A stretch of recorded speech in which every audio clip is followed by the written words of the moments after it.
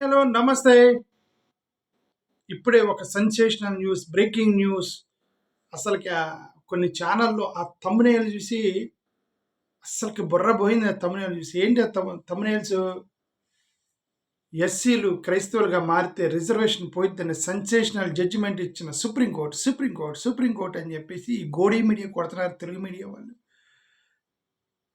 ఒకటి కాదు, 4, 5 ఛానల్‌లో చూసిన. అంత సంతోషం. షెడ్యూల్ క్యాస్ట్ వాళ్ళకి రిజర్వేషన్ పోతే ఎంత సంతోషమో తెలుసు వీళ్ళందరికీ. ఒక్కరన్నా సరే అర్రే అరే షెడ్యూల్ క్యాస్ట్ వాళ్ళు, ఒరే పాపం షెడ్యూల్ క్యాస్ట్ వాళ్ళు రా, వాళ్ళు రిజర్వేషన్ పోయినాయి అంట అని ఒక సాడ్ మ్యూజిక్ వేసి, ఏది టీవీలో సాడ్ మ్యూజిక్ వేసి, ఒక చచ్చిపోయినప్పుడు వైఎస్ రాజశేఖర రెడ్డి గారు వాళ్ళు చనిపోయినప్పుడు వెనక ఒక పెద్ద బ్యాక్గ్రౌండ్ వేసారు చూసారు, సాడ్ మ్యూజిక్. అలా సాడ్ మ్యూజిక్ వేసి దళిత క్రైస్తవులకి రిజర్వేషన్స్ కోల్పోయిన మేము చాలా బాధగా వ్యక్తపరుస్తున్నామని ఒక్క ఛానల్ సంతోషంగా పండగ చేసుకుని గోడీ మీడియా వాళ్ళు మొత్తం ఈ తెలుగు ఛానల్ మొత్తం పండగ చేసుకుంటారు దాన్ని. ఓకే, సరే పాయింట్కి వద్దాం. ఇప్పుడు జడ్జిమెంట్ వచ్చింది, దళిత క్రైస్తవులకి ఎస్సీ స్టాటస్ అని కాదు. ఒక పాస్టర్ గారు, గుంటూరులో ఉన్న ఒక పాస్టరు, అతను పాస్టరు ఎస్సీ ఎస్టీ కేసు పెట్టాడు ఎవరి మీదనో. ఎస్సీ ఎస్టీ కేసు పెడితే ఆ ఎస్సీ ఎస్టీ కేసు పాస్టర్ వై ఉండి బీసీసీ కదా నువ్వు, ఎస్సీ ఎస్టీ కేసు ఎలా పెడతావని ఎవరో కోర్టుకి వేస్తే ఆయన హైకోర్టుకి వెళ్ళాడు, ఆంధ్రప్రదేశ్ హైకోర్టుకి. ఆంధ్రప్రదేశ్ హైకోర్టు పాస్టర్ కదయ్యా నువ్వు బీసీసీ కిందకు వస్తావు కదా, ఎస్సీ ఎస్టీ కేసు పెడతానికి లేదని హైకోర్టు జడ్జిమెంట్ ఇచ్చింది. ఈయన తీసుకెళ్ళి సుప్రీంకోర్టులో వేసిండు. హైకోర్టు జడ్జిమెంట్ని ఛాలెంజ్ చేస్తూ సుప్రీంకోర్టులో ఇచ్చాడు. సుప్రీంకోర్టు దానికి సంబంధించి జడ్జిమెంట్ ఇచ్చింది. ఏమని, ఈయన పాస్టర్ కదా, మతం మారితే ఎస్సీ షెడ్యూల్ క్యాస్ట్గా పరిగణించబడరని 1950 షెడ్యూల్ క్యాస్ట్ ఆర్డర్ పారా 3 ప్రకారం నువ్వు ఎలిజిబుల్ కాదని ఈరోజు కోర్టు జడ్జిమెంట్ ఇచ్చింది. అంతే తప్ప ఆ ఫైనల్గా 1950 షెడ్యూల్ క్యాస్ట్ ఆర్డర్ని ఛాలెంజ్ చేస్తూ కోర్టులో వేశారు కదా, అది ఇంకా జడ్జిమెంట్ రాలేదు. మీరేం కంగారు పడకండి. ఈ గోడీ మీడియా వాళ్ళు, తెలుగు గోడీ మీడియా ట్రాప్లో మీరు పడకండి, మీరేం కంగారు పడకండి. ఓకే, ఆ జడ్జిమెంట్ ఆర్గ్యుమెంట్ ఇంకా పెండింగ్ ఉంది. ఇది ఒక చిన్న pastor case. First of all, ఇట్లాంటి పాస్టర్లకు నేను చాలాసార్లు చెప్పాను, ఇట్లాంటి పాస్టర్లు మీరు 100 కోట్లు వేసినా సరే మీరు ఓడిపోతూనే ఉంటారు. ఎందుకంటే 1950 షెడ్యూల్ క్యాస్ట్ ఆర్డర్ పారా 3 ఉంది కదా, ఆ పారా 3 ప్రకారం నువ్వు ఎన్ని కోట్లు కేసు వేసినా దాని ప్రకారం జడ్జిమెంట్లు ఇస్తూ ఉంటారు వీళ్ళు. దాని ప్రకారం జడ్జిమెంట్లు ఇస్తే నువ్వు 1000 కేసులు వేసినా ఓడిపోతూ ఉంటారు మీరు. ఫర్ ఎగ్జాంపుల్, ఒక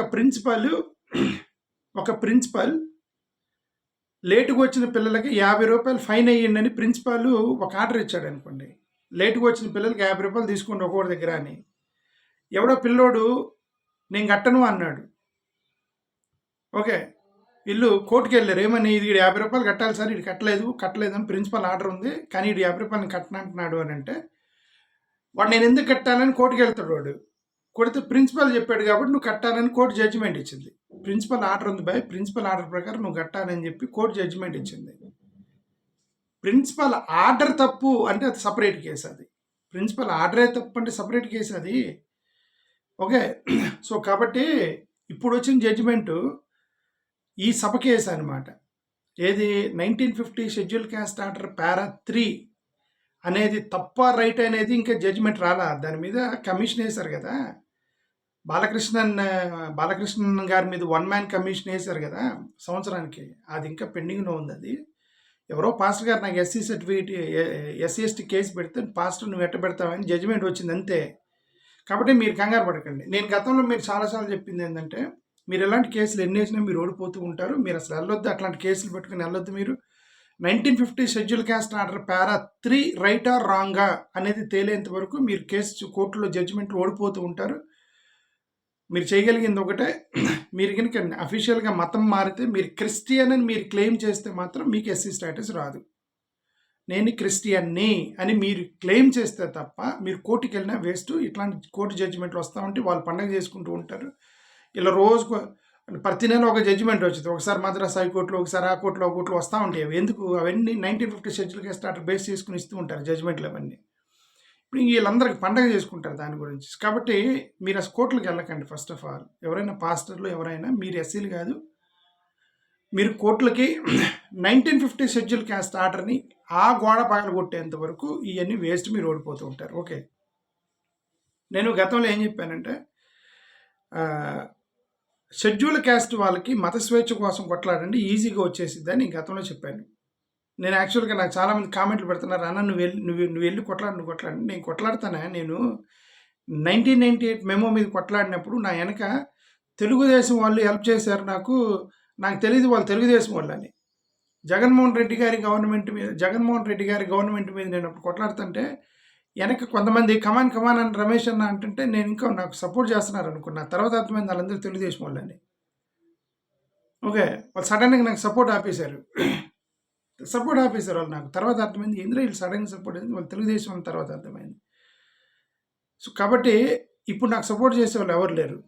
సపోర్ట్ చేశారు అని అంటే కోర్టులకు వెళ్ళి కొట్లాడాలంటే నా వెనక కనీసం కొద్ది ఫైనాన్షియల్ హెల్ప్ ఉండాలి. ఫస్ట్ ఆఫ్ ఆల్ ధర్నాలు చేయాలంటే ఒక 100 మంది నా వెనక ఉండాలి. ఓకే, ఫైనాన్షియల్గా అప్పుడు 98 మేము కొట్లాడేటప్పుడు మా పిల్లలు కాలేజీలో చదువుకుంటున్నారు, ఇంటర్మీడియట్ 10th క్లాస్ చదువుకుంటున్నారు.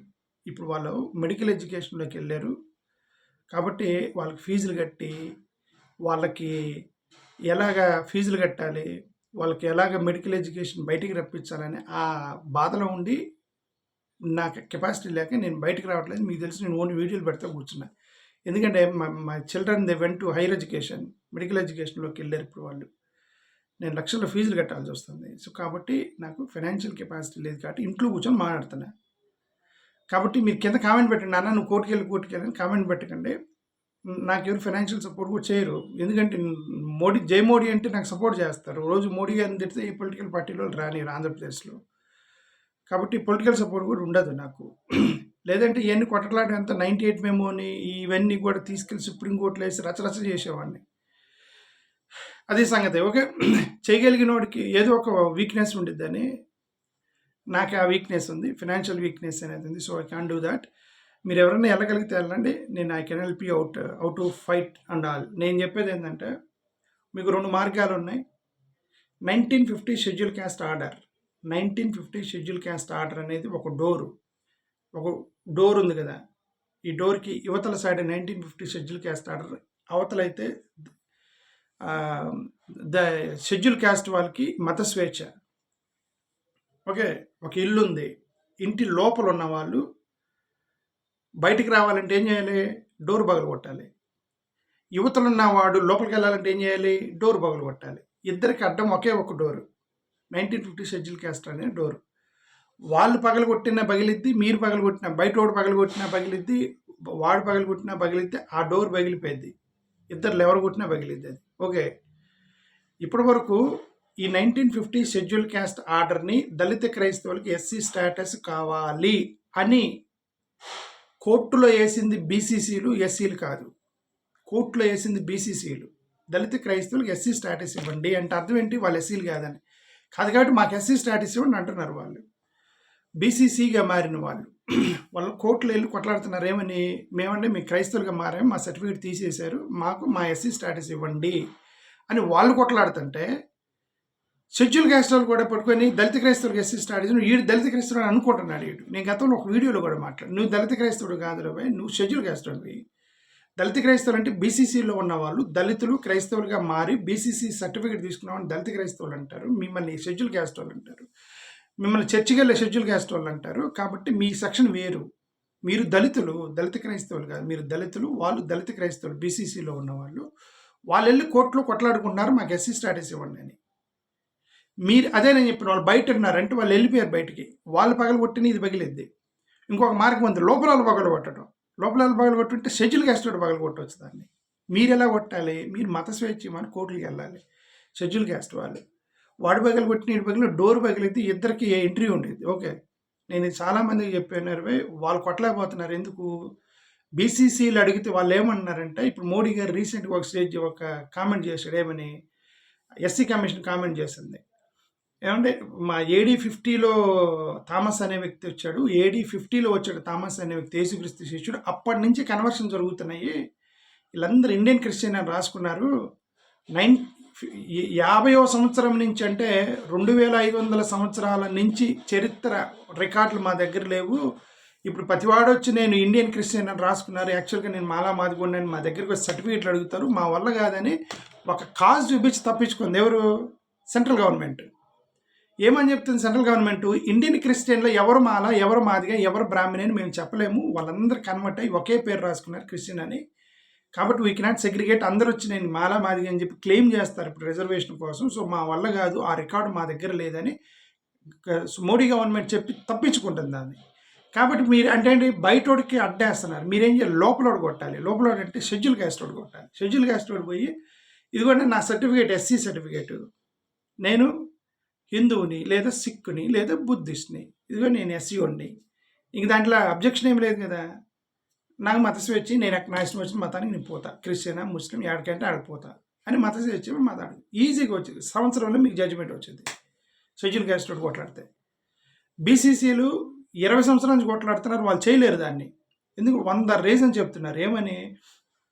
మీరు బిషప్లు, మీరు ఫారెన్ ఫండ్ వచ్చింది మీ దగ్గర నుంచి, మీరు ఇంగ్లీష్ బాగవచ్చు, మీరు ఎక్కడెక్కడ చదువుకొని వచ్చారు, మీరు సంస్థలు నడుపుతున్నారు, పెద్ద పెద్ద స్కూల్స్ కాలేజీలు పెద్ద పెద్ద చర్చిలు నడుపుతున్నారు మీరు, ప్లస్ మీరు ఇండియన్ క్రిస్టియన్ రాసుకున్నారు, కాబట్టి 100 కారణాలు చెప్తున్నారు దాన్ని పగలగొడటానికి. ఎస్సీఓడు ఏం చెప్తాడు? సినీ పని సొక్క వేసుకొని పోతాడు, సార్ నేను షెడ్యూల్ క్యాస్ట్ ఉండండి, నేను అది ఆ మతానికి వెళ్దాం అనుకుంటున్నాను, ఈ ఎంఆర్ఓ నాకు తీసేస్తానంటున్నాడు, నేను ఇంకా మారలేదు, మారటానికి పర్మిషన్ ఇవన్నీ అడగాలి. ఇక నీకేం చెప్తాడు రీజను? ఆర్టికల్ 225 మత స్వేచ్ఛ బ్రేక్ అయిపోయింది తలగా, సంవత్సరాలు నీకు జడ్జిమెంట్ వచ్చింది. నేను ఇది చాలామంది చెప్తుంటే ఎవరికి అర్థం కాదు. జగన్ గారి గవర్నమెంట్లో ఇది బిల్లు పెట్టించమని చెప్పి నేను మోషన్ రాజధాని కూర్చోబెట్టి చెప్పిన, ఆ పక్క ఎవరో ఒక ఐఏఎస్ ఆఫీసర్కి చెప్పాను, వాళ్ళకి అర్థమైనట్టు తలకొప్పితే చాపట్లు చేయలేదు, మనం ఏం చేయలేం. దళితులకి మత స్వేచ్ఛ కోసం మీరు కోర్టుకు వెళ్ళండి, షెడ్యూల్ క్యాస్ట్ వాళ్ళు, బీసీసీలు కాదు, షెడ్యూల్ క్యాస్ట్ వాళ్ళు వెళ్తే మీకు వచ్చింది జడ్జిమెంట్. సో అది ఫైనల్గా మీరు చేయగలిగింది. ప్లస్ ఈరోజు జడ్జిమెంట్ గురించి ఏంటంటే మీరేం కంగారు పడాల్సిన లేదు, ప్యానిక్ అవ్వాల్సిన అవసరం లేదు. వాళ్ళు ఏంటంటే ఎంత, అదే నేను చెప్పాను కదా, వీళ్ళకి అరే ఒక వ్యక్తికి నష్టం జరుగుతుంది, వీళ్ళందరూ దళితులే, షెడ్యూల్ క్యాస్ట్ వాళ్ళే, ఊరు బయట ఉండేవాళ్ళే, వాళ్ళ వివక్ష, వాడు క్రిస్టియన్ అయితే హిందువు, ఎవడైతే అంటే నువ్వు మాలోడి మాదిగోడి అని వాడిని ఊర్లోకి రానిరు, వాడిని ముట్టుకోరు ఎన్ని చేస్తారు క్రిస్టియన్ అయినా సరే, అది అందరికీ తెలుసు, ఈ ఛానల్ వాళ్ళకి కూడా తెలుసు. ఇప్పుడు ట్రోలింగ్ చేసి సెన్సేషనల్ జడ్జిమెంట్, సుప్రీంకోర్టు జడ్జిమెంట్ ఇచ్చింది షెడ్యూల్ క్యాస్ట్ వాడికి అని చెప్పి పెడుతున్నారు కదా, వాళ్ళకి కూడా తెలుసు వీళ్ళు వివక్షకు గురవుతారని. అరే అన్యాయం జరిగిందని చెప్పి ఏ ఛానల్ వాళ్ళు చూపించరు.